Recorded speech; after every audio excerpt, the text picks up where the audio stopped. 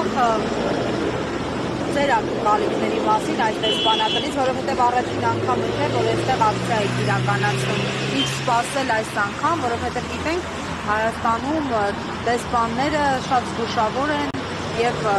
հավասարության այսպես հարթակում են դնում երկու կողմերի խնդիրները։ Շնորհակալ եմ հարցի համար։ Անկախ նրանից, թե իրենք ինչ արձագանք ցույց կտան, մեր խնդիրն է բարձրաձայնել տեղի ունեցողի մասին, որպեսզի ոչ միայն Միացյալ Նահանգները, այլև ողջ միջազգային հանրությունը տեղեկանա, թե Հայաստանում ինչպիսի համակարգ է ձևավորվում, կոշտ ավտորիտար համակարգ, որը որ ըստ այլևս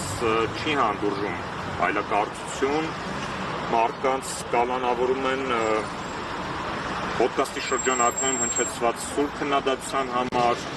մարդկանց կարող են կալանավորել այն բանի համար, որ ասում են մենք կպաշտպանենք եկեղեցուն մեր ձևով, մարդկանց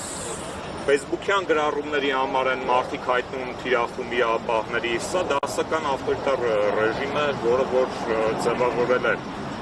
Փաշինյանի կողմից եւ որը որ միտված է իր անձնական իշխանությունը պահպանելու համատեքստում։ Միջազգային կառույցները մարտավոր են։ Եթե իրենք ցանկանում են, որ հայ ժողովուրդը կամ հայ հասարակությունը պահպանի հարգանքը ժողովրդավարական արժեքների նկատմամբ, այդ հավատ է, որ պահպանի եւ պարտավոր են արձագանքել տեղի ունեցողին եւ ժողովրդավարական կամ դեմոկրատական արժեքները իրենք պետք է ավելի բարձր դասեն, քան ռեալ պոլիտիկ ասված է, որը որ նրանք շարժվում են, հա։ Իրավապահների գործողությունից դուք եւս անմասն չէիք մնացել, ինչպես էին մեկնաբանել այսպես ձեր առնչությամբ դրվագը։ Իբրև արդարադատությանը խոչընդոտել։ Չէ՞ք կարող խոչընդոտել։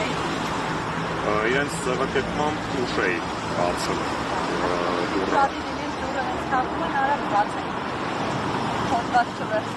Պարոն Ֆիդանյան, ինչպես կգնահատեք փաստը, որ Վազգենը Սաղաթելյան եւ Նարեկ Սամսոնյան ընդամենը մի քանի ամիս մնացին ազատության մեջ եւ նորից նույն ձեռագրով ձերբակալեցին ու այս անգամ արդեն պարզ դարձավ, որ թիրախում են այլ լրատվամիջոցը, այլ գիտեք։ Իրենց առաջին ձերբակալությունը եւ կալանքները միտված էր, որպեսզի տորպեդահարվի լրատվականի գործունեությունը նաև ոչ միայն ոդկասթի, այլ նաև ողջ լրատվականի կարծում եմ եւ իրենք տեսան, որ դրանով որևէ բանի չհասան, կարծում եմ այս անգամ ուղղակի ընդլայնեցին սպեկտրը ողջ լրատվականը այդպես թիրախում, բայց ի դժբախտություն իրենց եւ ուրախություն մեզ բոլորիս, մեր բոլոր դիտողների համար, ֆեյքը չի պարալիզացվել Շնորհակալություն։ 168-ին հարգելի հետևողներ, այսքանով ամփոփում ենք մեր ուղիղ հեռարձակումը։